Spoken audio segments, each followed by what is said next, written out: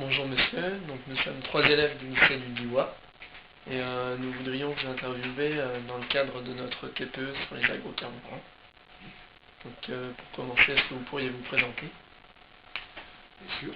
Je suis Hervé Muc, le directeur de la coopérative Terre d'Ivoise, coopérative de collecte de céréales et d'approvisionnement, spécialisée dans l'agriculture biologique. Alors, d'après vous, le développement des agrocarburants a-t-il une influence sur le prix des céréales?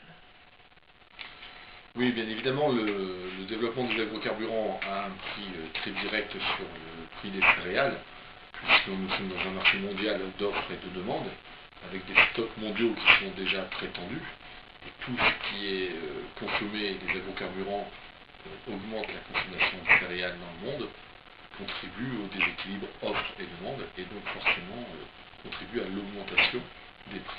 Ce n'est pas le seul facteur de l'augmentation des prix, ce n'est même pas le facteur primordial, c'est un des facteurs.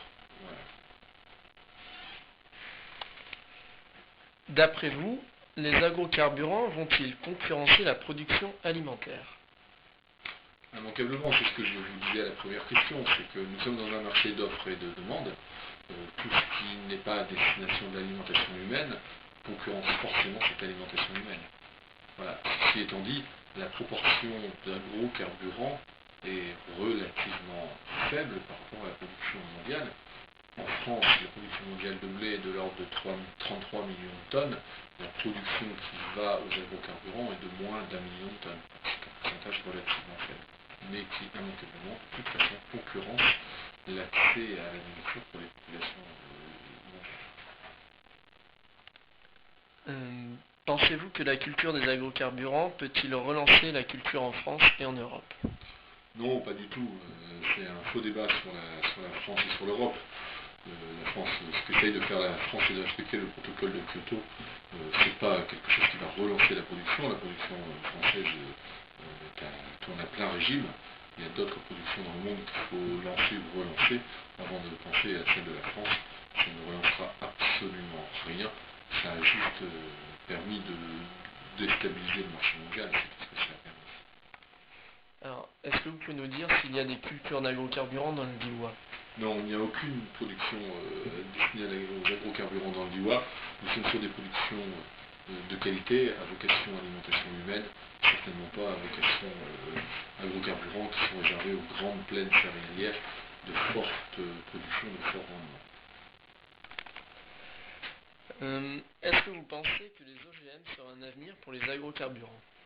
Non, certainement pas. Les OGM ne seront jamais un avenir pour les agrocarburants, puisque de toute façon, et la société entière le pressent, utiliser des céréales qui peuvent nourrir des êtres humains pour mettre dans son réservoir, c'est un non-sens.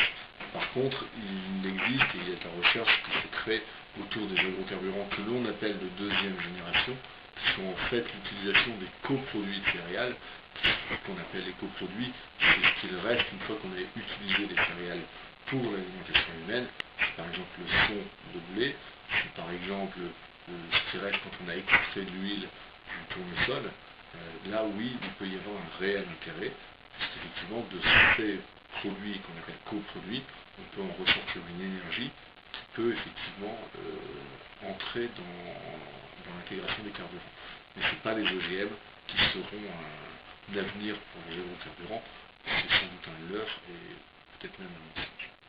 D'accord, donc pour vous, les agrocarburants d'aujourd'hui ne sont pas satisfaisants, mais ceux de deuxième génération pourraient donner un peu un espoir pour le développement des agrocarburants? Je pense que les agrocarburants d'aujourd'hui sont une porte d'entrée à ce que pourrait être le carburant dans l'avenir, sur la deuxième génération, voire une troisième génération. Mais c'est certainement pas par la voie OGM qu'on arrivera à développer des agrocarburants au sens noble du terme.